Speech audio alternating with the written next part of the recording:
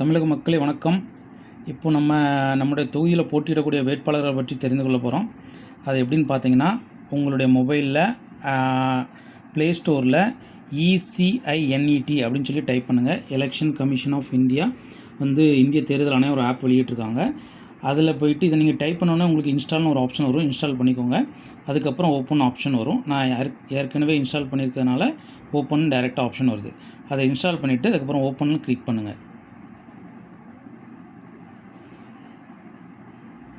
அதுக்கப்புறம் உங்களுக்கு app open ஆகும். அதில் 2 ஆப்ஷன் இருக்கும். Voter service, conduct of election. Voter சர்வீஸில் நம்மளுடைய பர்டிகுலர் பர்சன் ஓட்டர் ரிலேட்டடான எல்லா விஷயங்களும் தெரிஞ்சுக்கலாம். ப்ளஸ் கண்டக்ட் ஆஃப் எலெக்ஷன், எங்கெங்கே எலெக்ஷன் நடந்துட்டுருக்கு அப்படிங்கிற டீட்டெயில் வரும். இதில் நோ யுவர் கேண்டிடேட், இதுதான் நம்மளுடைய தொகுதியில் போட்டியிடக்கூடிய வேட்பாளர்களை பற்றி தெரிந்து கொள்ள போகிறோம். இதில் கிளிக் பண்ணுங்கள். கிளிக் பண்ணிவிட்டு ப்ரொசீட் கிளிக் பண்ணுங்கள். இதில் இந்த ஃபில்டர் ஐக்கானை செலக்ட் பண்ணுங்கள். இதில் அசம்பிளி கான்ஸ்டிட்யூன்சி, சட்டமன்ற தேர்தல், அதெல்லாம் 4 ஆப்ஷன் இருக்கும். அசம்பிளியை செலக்ட் பண்ணிக்கோங்க. அதாவது சட்டமன்ற தேர்தல், ஜென்ரல். அதுக்கப்புறம் அசம்பிளியில் ஜென்ரல் நிறைய ஆப்ஷன் இருக்கும். இப்போ நம்மளுக்கு நடக்கக்கூடியது அசம்பிளி ஜென்ரல் எலெக்ஷன் மார்ச் மேலே 2026. ஃபஸ்ட் ஆப்ஷனை செலக்ட் பண்ணிக்கோங்க. ஸ்டேட் தமிழ்நாடு செலக்ட் பண்ணிக்கோங்க. அப்புறம் கான்ஸ்டிட்யூன்சி பார்த்தீங்கன்னா 234 சட்டமன்ற தொகுதியும் காட்டும். இதில் நீங்கள் எந்த தொகுதி வேணுமோ அதை நீங்கள் செலக்ட் பண்ணிக்கலாம். இப்போ ஃபார் எக்ஸாம்பிள் நான் அம்பாசமுத்திரம் செலக்ட் பண்ணுறேன்.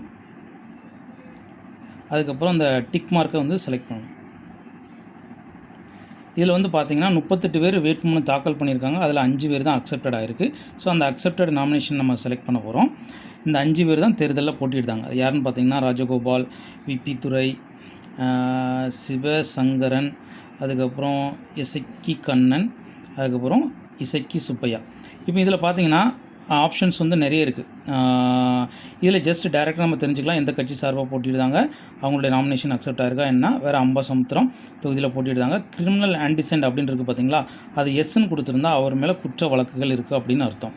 நோன்னு இருந்தால் அவர் மேலே எந்த ஒரு குற்ற வழக்குகளும் இல்லைன்னு அர்த்தம். இப்போ ஃபார் எக்ஸாம்பிள் இப்போ அவங்க தொகுதியில் எம்எல்ஏ இருக்கக்கூடிய இசக்கி சுப்பையா அவர்களை பற்றி நம்ம தெரிஞ்சுக்கணும் அப்படின்னா அதில் கிளிக் பண்ணிங்கன்னா, அவர் மேலே இந்த ஃபோட்டோ மேலே கிளிக் பண்ணிங்கன்னா அவரை பற்றியான டீட்டெயில் எல்லாமே வரும். இசக்கி சுப்பையா, அவருடைய பேர், அவருடைய சொந்த ஊர், அதுக்கப்புறம் அஃபிடவிட் அப்படின்னா அவருடைய கம்ப்ளீட் சொத்து விவரங்கள் வரும். கிரிமினல் ஆன்டிசிபெண்ட்டில் கிளிக் பண்ணிங்கன்னா என்னென்ன வழக்குகள் அவர் மேலே இருக்குது அப்படின்னு சொல்லி அந்த வழக்குகள் டீட்டெயில் வரும். இப்போ அஃபிடவிட்டில் கிளிக் பண்ணுறேன். இதில் டவுன்லோட் ஆப்ஷன் கிளிக் பண்ணுறேன். இதில் உங்கள் மொபைலில் இருக்கக்கூடிய ஆப் எந்த ஆப் இருக்கோ அதை செலக்ட் பண்ணிக்கலாம். அதுக்கப்புறம் ஓப்பன் கொடுத்தீங்கன்னா அவருடைய சொத்து விவரங்கள் கம்ப்ளீட்டாக வந்துடும். இதில் போயிட்டு